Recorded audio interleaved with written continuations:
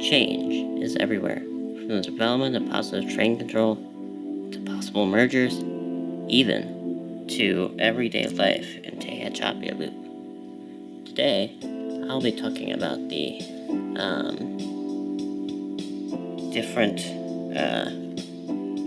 couple different things. The first one is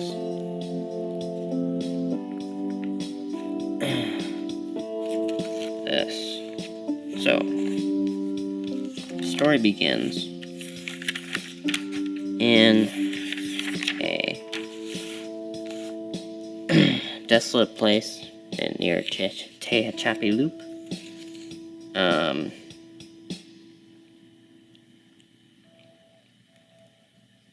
There are a few places in the United States that are better for train watching than California's famous Tehachapi Loop. Whether it be the stunning scenery of the Tehachapi Range, the seemingly non-stop rate of Union Pacific and BNSF railway trains, or the engineering marvel of the loop itself, it's hard to find a more exciting trackside destination in North America. Well known to even the most casual trains reader, there's likely nothing new I can tell you about the loop's history. Past issues are a good reference should you need a Loop 101 lesson. My recent experiences there, however, are unique in my 36 years of train watching. Last year, I brought my two sons, 8 and 11, on their first trip to Tehachapi. The Loop was our second to last stop on an epic spring break odyssey. Itinerary included an overnight trip on Amtrak's California Zephyr from Denver to Emeryville, California, pit stop at the Golden Gate Bridge, and lots of horseplay at hotel pools along the way. Our first stop in the area was Tunnel 2, just up the hill from Caliente. Shortly after arriving, my ears detected a distant hum of 3 BNSF GEVOs. The rails began to sing with the telltale metallic whine that can only mean one thing. A train was coming. Almost without warning, a hot intermodal train burst out of Tunnel 2's portal, shattering the calm of the cool spring afternoon. My two sons and I beheld the long train as it descended the mountain pass, our grassy trackside perch. Then our day took a turn for the bizarre. A pair of pickup trucks spread over the hill behind us and screeched to a halt a few dozen feet from where our rental car was parked. Two stern-looking men exited the trucks and glanced my way with less than friendly expressions on their faces. I wondered to myself, who were these guys? Local ranchers? A pair of UP special agents who were about to run off my kids and me? Needless to say, they did not return my friendly wave. Strange. Turning my attention back to the train, I took a few photos of the double stacks rolling by in front of me. Without warning, one of the pickup trucks that parked nearby began accelerating along the gravel road paralleling the tracks. The truck kicked up a cloud of rocks and dust as it followed the train around a sweeping curve down the mountain toward Caliente. A moment later, a large cardboard box the size of a mini fridge came flying down from the train and into the path of the pickup truck. Wait, what? Did a double take. Another box went flying from the train to the ground. Then another. I squinted as I tried to spot the source of the flying boxes. Was there someone on the train? Sure enough, a man in a hooded green raincoat was frantically chucking boxes of merchandise off the train. Above him, one door of a navy blue Amazon Prime shipping container was flung wide open. I quickly put two and two together. The not-so-friendly pickup trucks that arrived a few minutes ago were here to retrieve the merchandise that their accomplice was liberating the train. For a moment, I was in shock. Was this really happening? Here, of all places, in the midst of this rural rail fan's paradise? It was. I did not want to be a part of what was happening here at Tunnel 2. Turning to my boys, I raised my voice with the din of the passing intermodal train. It's time to leave, I said, trying not to hide concern in my voice. Let's roll out. three of us jumped in our rental car and took off immediately. My thoughts raced as I stepped on the gas to put some distance between us and the train bandits. I'd heard that the intermodal trains were occasionally targeted by thieves in downtown Los Angeles and deep in the Mojave Desert on BNSF's Needle subdivision. But here, stone's throw away from sleepy little Tehachapi, a few miles downgrade from one of the most popular U.S. train viewing locations. On our way back to Tehachapi, we stopped at the overlook of the loop. Surely we wouldn't run into any trouble here. Right? My sons and I, so these guys, my sons and I spied a mixed freight crawling up the grade. As we waited for the train to approach Tunnel 9, I again noticed something unusual. 3 pickup trucks were parked near the tracks inside the loop. 2 were black Fords. 1 was a red Dodge Ram. They didn't look like you would be maintenance of way vehicles. I could see the drivers milling around on the ballast, waiting for something. They weren't wearing hard hats or high-vis vests. Strange. They must be ranchers. After all, the loop does cut right through a privately owned cattle ranch. As the train got closer, it let out a blast from its horn. The familiar long, short, long echoed across the landscape as the lead locomotive approached Tunnel 9 in the midst of the loop. Immediately, upon hearing the noise, the drivers of the 3 trucks began scrambling over the ballast, returning to their vehicles. One by one, the trio of pickups reversed into a wooded area. By the time the lead engine of the Union Pacific train emerged from the tunnel, the 3 guys were obscured by a stand of dense vegetation. They clearly did not want to be seen. What in the world is going on here? I thought to myself. The locomotives screamed as they pulled a smorgasbord of boxcars, tankers, and hoppers up the grade, historic as it is steep. Soon enough, the locomotives exited the loop and continued roaring their way up the mountain road down to Tehachapi. With the prying eyes of the engine crew gone, the 3 pickup trucks pulled back out of the bushes. Their occupants got out once more and began removing equipment from the bed of one of the trucks. I raised my 100 to 400 millimeter zoom lens and fired off a few frames. One person carried a tool bag, another carried what looked to be bolt cutters. For the second time in under an hour, I turned to my sons and told them it was time to skedaddle. Let's go to the hotel and swim in the pool. I announced cheers from my boys. So, this is really just one experience. He went back there 4 times. And 3 of the 4 times he saw the exact same thing. And so it's really weird. I think he stumbled on something big here, because it says over here,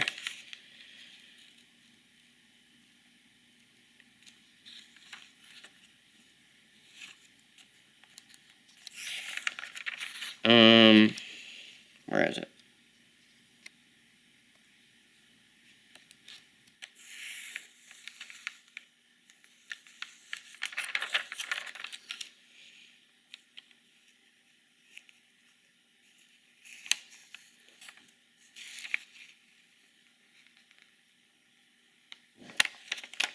Where is it?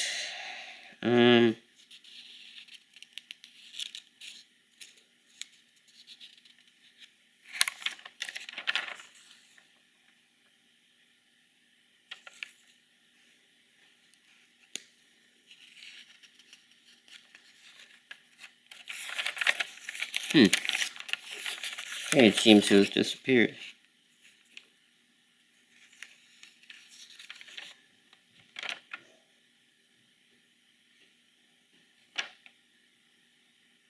Ah, yes.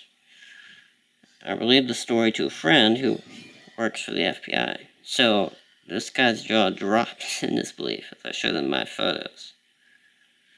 Wow, that's crazy, he remarked.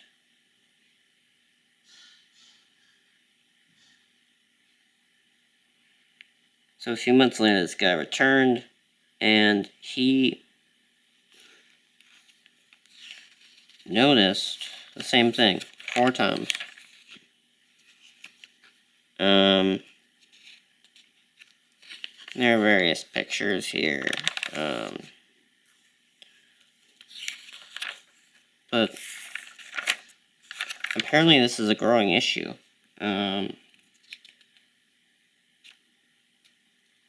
So cargo theft is a very serious issue, and frankly, it's growing and growing. It is a supply chain-wide issue. Obviously, it hits the railroads, it hits the trucks, it hits the ports, and at the end of the day, it hits the consumer. That was Ian Jeffries, CEO of the AAR. The thefts cost the Class 1 railroads more than $100 million in 2024, a figure that does not include insurance claims for stolen goods. The railroads must repair or replace damaged equipment and manage the operational delays that disrupt their mainlines when thieves cut air hoses or uncouple cars. What we're dealing with is an organized criminal transnational networks that are engaged in highly strategic, high-value cargo theft using increasingly aggressive means. I mean, sometimes it's straight-up paramilitary operations, frankly, Jeffrey says. And while we have taken a lot of steps to harden our infrastructure, we operate a 140,000-mile network, so we can't patrol the entire thing at all times. Union Pacific says it has spent millions the past few years to secure its network, including increasing the number of special agents on patrol, boosting drone use and camera surveillance, and installing fencing and trespass detection systems. Law enforcement has not gotten into this yet. Even the state police. One railroad arrested the same individual 4 times in one day. I know it sounds shocking, but it's true, to no avail. And then another railroad arrested the same individual 17 times, to no avail. So at the end of the day, this is something that needs to be dealt with, and needs to be dealt with at the federal level.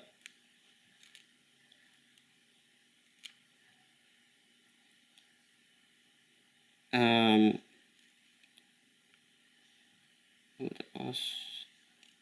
The Combating Organized Retail Crime Act would create a coordinated federal response that would include data sharing and enhanced cooperation among the Department of Homeland Security, the FBI, and local law enforcement to address cargo theft. It also would increase state penalties for those convicted of cargo theft and provide funding for additional prosecutors. So, if you know anybody on the West Coast, just tell them about that. Help Union Pacific BNSF out whenever they're out there. My friend Trevor has gone there once, twice. He has not seen anything suspicious, but he hasn't been here yet. So he's been to Cajon Pass. So that's kind of crazy. Hopefully they'll figure out a way to manage that. Then, next, speaking of fun times, this is an intermodal, making short haul intermodal work.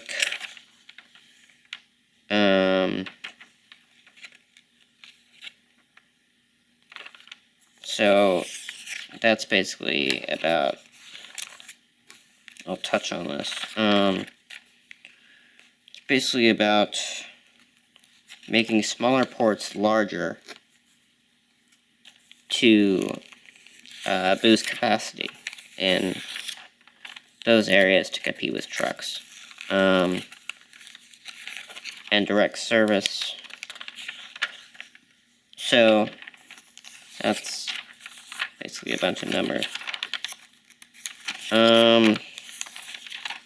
Alright, let's see. Oh, automate yards is a process. Railspire This summer, Railspire plans to conduct tests with the customer at speeds of up to 40 miles per hour over long stretches of private track.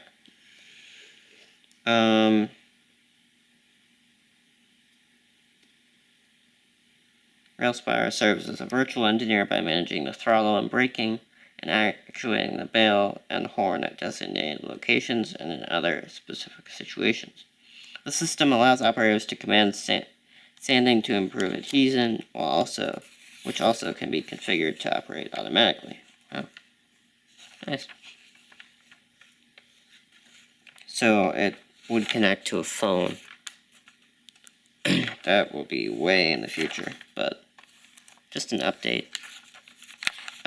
Speaking of fun, the Union Pacific created some regulations. The Big Boy 250th anniversary tour to the East Coast is coming up. I'm actually doing a segment on that.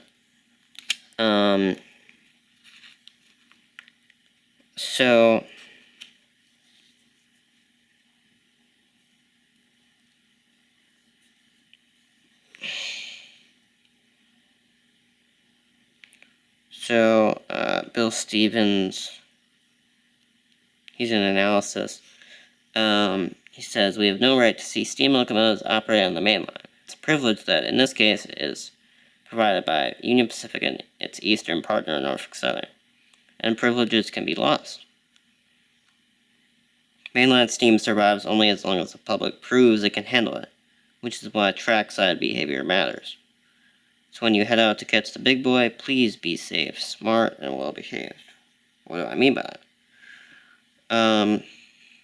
For starters, don't be the guy who buzzed the locomotive with a drone and then crash landed on number 4014's tender. Yee. The Union Pacific steam crew later sternly admonished the videographer and ultimately gave him his drone back, but not before removing its memory card and tossing it in the firebox. Fun way.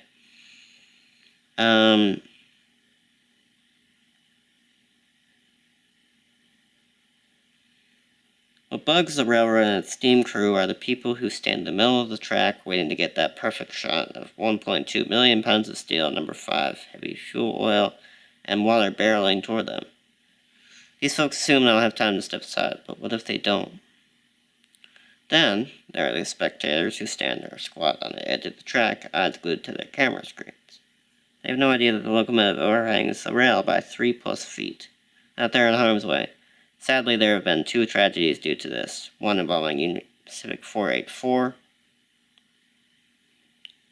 in Colorado, another involving Canadian Pacific 464 in Mexico. If you see people who seem intent on getting a photo or video while standing too close to the rails, please say something. Your firm but friendly warning could quite literally save a life and prevent a bad day for the crew.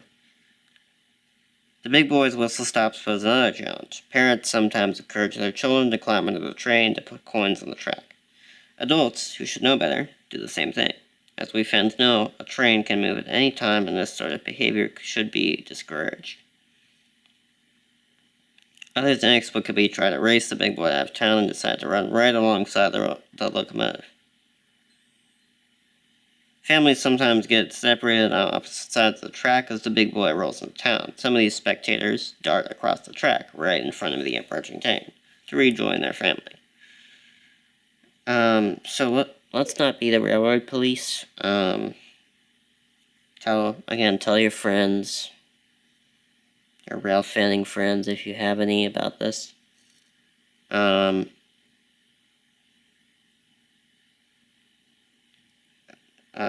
Bill Stevens says, if you're chasing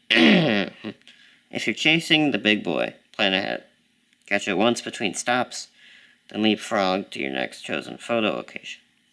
Don't speed or make risky passes while in the motorcade. The photo or video is not worth it. So, Union Pacific asked some rules. If you're planning to view Union Pacific at any point, the big boy on its tour, stay back 25 feet from the tracks and respect private property.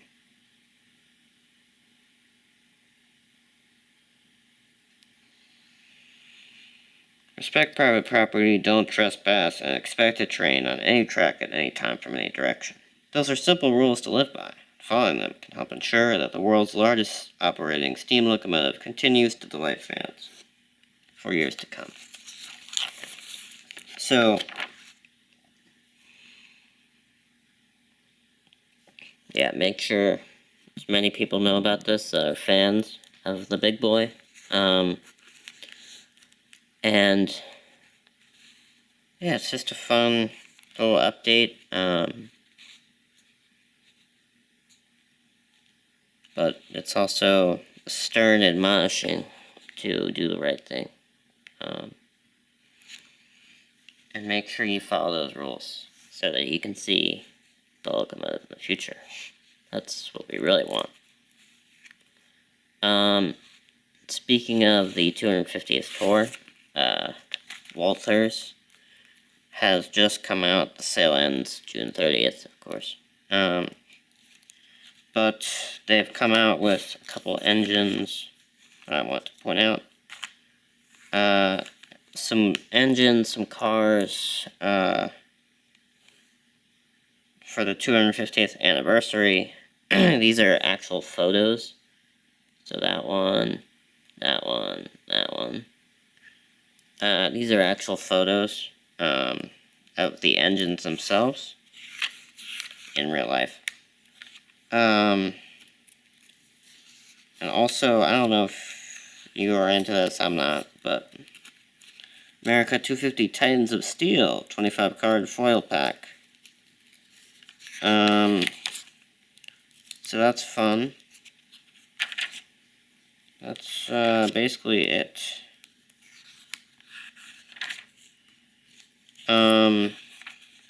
Anyway, what I think about all those things that we just discussed is it's very important that we fight for this kind of thing so that somebody else, that might include us, gets the notion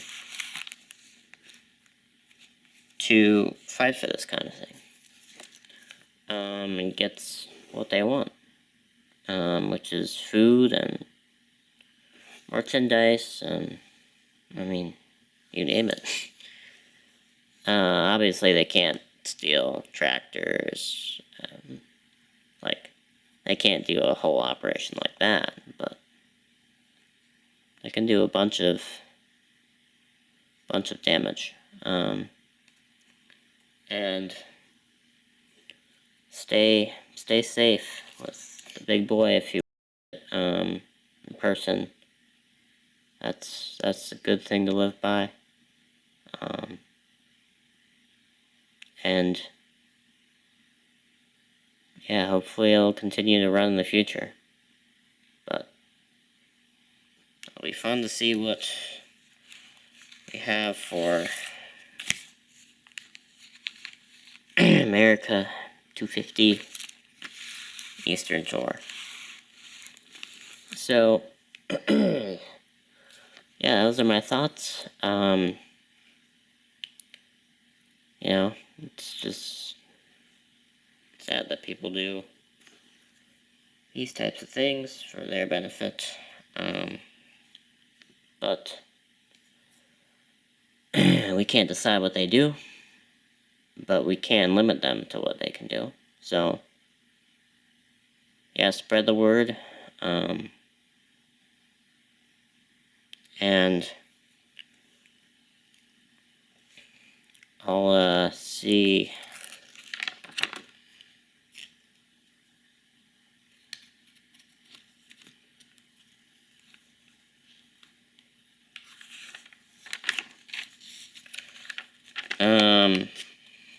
Also, BNSF faces pressure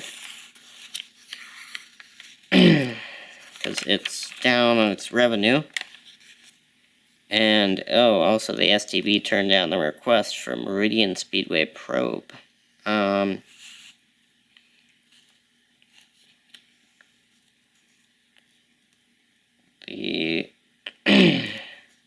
Meridian Speedway is operated by CKPC, and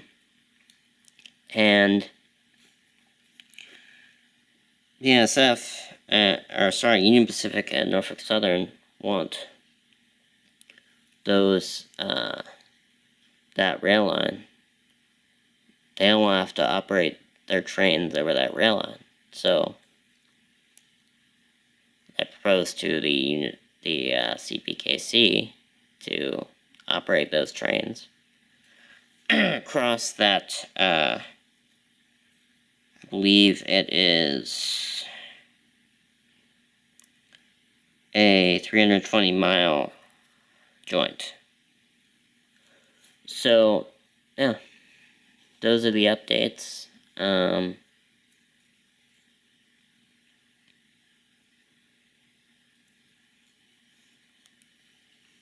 So yeah, stay updated on these things, and watch for boxes on the tracks and stuff, because I don't think it just happens in the U.S. or in Tehachapi Loop. I think it can happen in Cone Pass, or really anywhere. Anywhere that doesn't have much population in it. So, yeah. Stay updated, and, yeah, stay safe out there.